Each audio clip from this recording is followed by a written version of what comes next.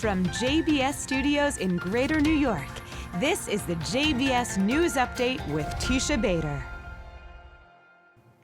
I'm Teisha Bader with the JBS News Update for Tuesday, July the 23rd, 2019.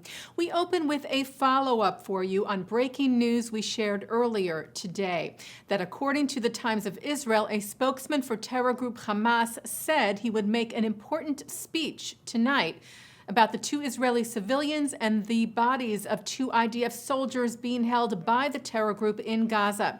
The announcement was made on the 5th anniversary of Operation Protective Edge, the 2014 war with Gaza in which soldiers Oron Shaul and Hadar Golden were killed and their bodies taken by Hamas. The civilians Avira Mengistu and Hisham Shaban Asayed entered Gaza on their own in 2014 and 2015, respectively. Both are believed to have mental health issues. As of the time of the taping of this newscast tonight, no announcement was made by Hamas. It was speculated that the terror group's speech would be a demand to Israel to release a large number of Palestinian security prisoners in exchange for the soldiers' bodies, and was believed to also have been a response to a vow by Israeli Prime Minister Benjamin Netanyahu to return the soldiers' bodies, which he made at a ceremony on Mount Herzl marking the 5-year anniversary earlier today. U.S. Special Representative for International Negotiations Jason Greenblatt addressed the United Nations Security Council today, where he spoke of the highly anticipated U.S. peace plan for Israel and the Palestinians. This conflict will not end on the basis of an international consensus about who is right and who is wrong. There is no international consensus about Jerusalem. Jerusalem is a city of 3 world faiths. The rights of all who wish to worship at the holy sites in the city of Jerusalem must be protected, and only direct negotiations between Israel and the Palestinians can resolve the issue of Jerusalem if it can be resolved. It will not be resolved in this chamber, in this institution, or in any other capital around the world. That does not mean that the Palestinians can't aspire to have a capital in East Jerusalem, with creative solutions that attempt to respect all 3 religions that cherish this incredible city. But if there is to be such a solution, only the parties themselves, through direct negotiations, can work this out. President Trump has not yet decided when we will release the political portion of the plan, and we hope to make that decision soon. Speaking just before him to the Security Council was Israel's ambassador to the UN, Danny Danon, who explained how Iran is exploiting civilian airports and seaports in Beirut and Damascus in order to smuggle weapons to terror group Hezbollah with the intention of being used against Israel.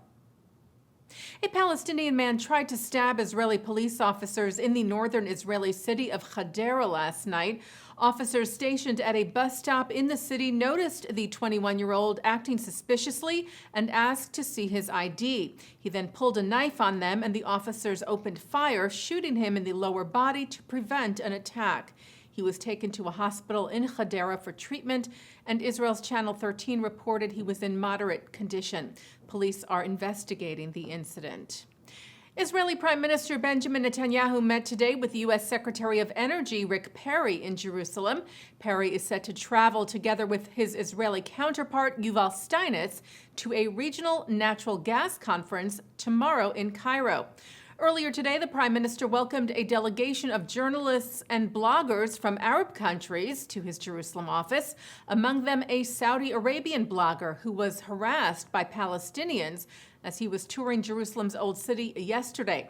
Netanyahu apologized on Israel's behalf for the incident.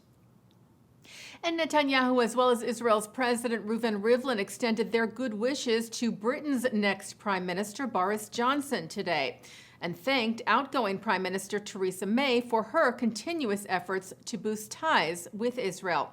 Foreign Minister Yisrael Katz said that under May's term in office, bilateral trade is up, tourism is up, and security cooperation is saving lives.